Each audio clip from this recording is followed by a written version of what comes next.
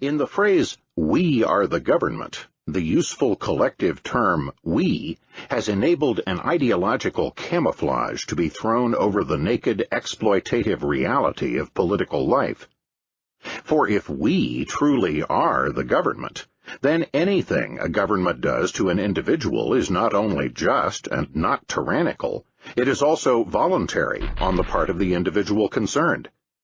If the government has incurred a huge public debt which must be paid by taxing one group on behalf of another, this reality of burden is conveniently obscured by blithely saying that we owe it to ourselves. But who are the we, and who the ourselves? If the government drafts a man or even throws him into jail for dissident opinions, then he is only doing it to himself, and therefore nothing improper has occurred. Under this reasoning, then, Jews murdered by the Nazi government were not murdered. They must have committed suicide, since they were the government, which was democratically chosen, and therefore anything the government did to them was only voluntary on their part. But there is no way out of such grotesqueries for those supporters of government who see the state merely as a benevolent and voluntary agent of the public.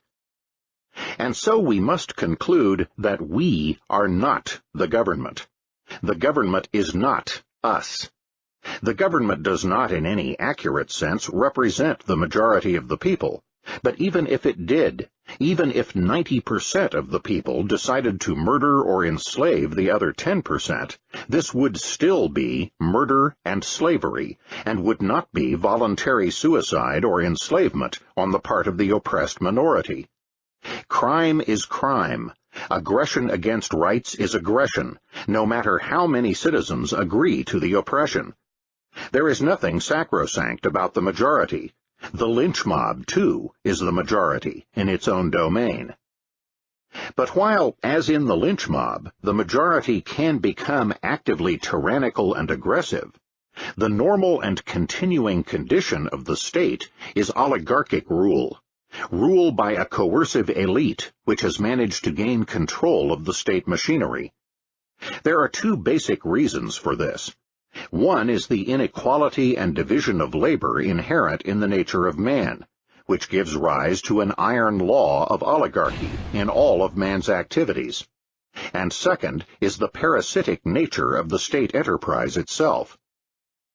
We have said that the individualist is not an egalitarian. Part of the reason for this is the individualist's insight into the vast diversity and individuality within mankind, a diversity that has the chance to flower and expand as civilization and living standards progress. Individuals differ in ability and in interest, both within and between occupations, and hence in all occupations and walks of life, whether it be steel production or the organization of a bridge club, leadership in the activity will inevitably be assumed by a relative handful of the most able and energetic, while the remaining majority will form themselves into rank-and-file followers. This truth applies to all activities, whether they are beneficial or malevolent, as in criminal organizations. Indeed, the discovery of the iron law of oligarchy was made by the Italian sociologist Robert Michels, who found that the Social Democratic Party of Germany, despite its rhetorical commitment to egalitarianism, was rigidly oligarchical and hierarchical in its actual functioning. A second basic reason for the oligarchic rule of the state is its parasitic nature, the fact that it lives coercively off the production of the citizenry. To be successful to its practitioners, the fruits of parasitic exploitation must be confined to a relative minority. Otherwise, a meaningless plunder of all by all would result in no gains for anyone. Nowhere has the coercive and parasitic nature of the state been more clearly limned than by the great late 19th century German sociologist Franz Oppenheimer. Oppenheimer pointed out that there are two and only two mutually exclusive means for man to obtain wealth. One, the method of production and voluntary exchange, the method of the free market, Oppenheimer termed the economic means. The other, the method of robbery by the use of violence, he called the political means. The political means is clearly parasitic, for it requires previous production for the exploiters to confiscate, and it subtracts from instead of adding to the total production in society. Oppenheimer then proceeded to define the state as the organization of the political means, the systematization of the predatory process over a given territorial area. In short, private crime is at best sporadic and uncertain. The parasitism is ephemeral, and the coercive parasitic lifeline can be cut at any time by the resistance of the victims. The state provides a legal, orderly, systematic channel for predation on the property of the producers. It makes certain, secure, and relatively peaceful the lifeline of the parasitic caste in society. The great libertarian writer Albert J. Nock wrote vividly that the state claims and exercises the monopoly of crime.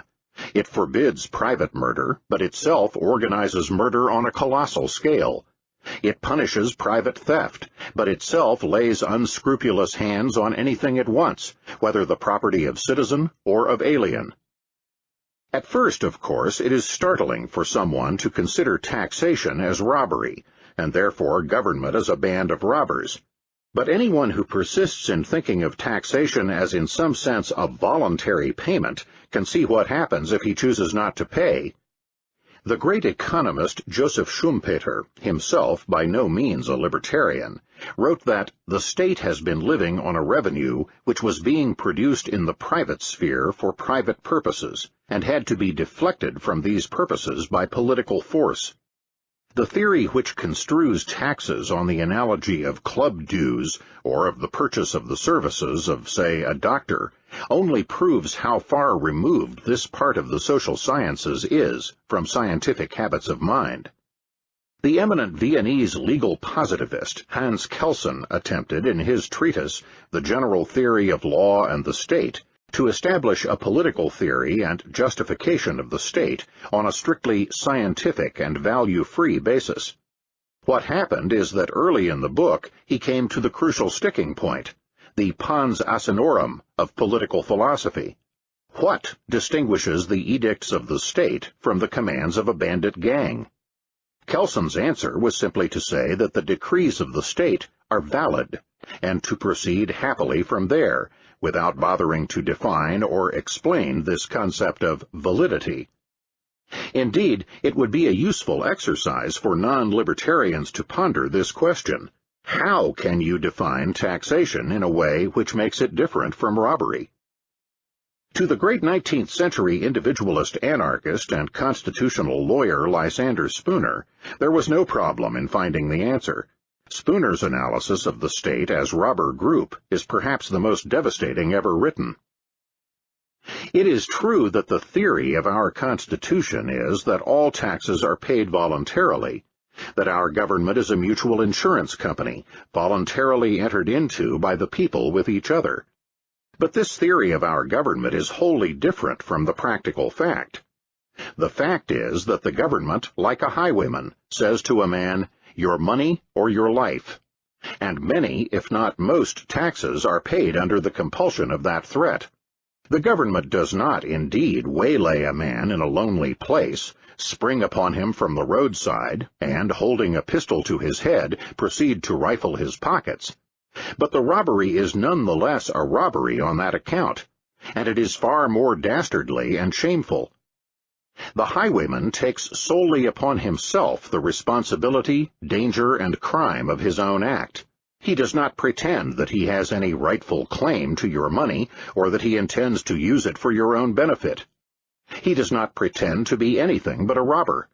He has not acquired impudence enough to profess to be merely a protector, and that he takes men's money against their will merely to enable him to protect those infatuated travelers who feel perfectly able to protect themselves, or do not appreciate his peculiar system of protection.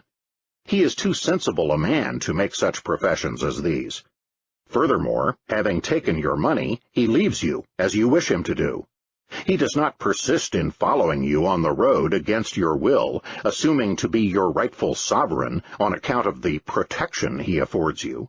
He does not keep protecting you by commanding you to bow down and serve him, by requiring you to do this and forbidding you to do that, by robbing you of more money as often as he finds it for his interest or pleasure to do so, and by branding you as a rebel, a traitor, and an enemy to your country, and shooting you down without mercy if you dispute his authority or resist his demands.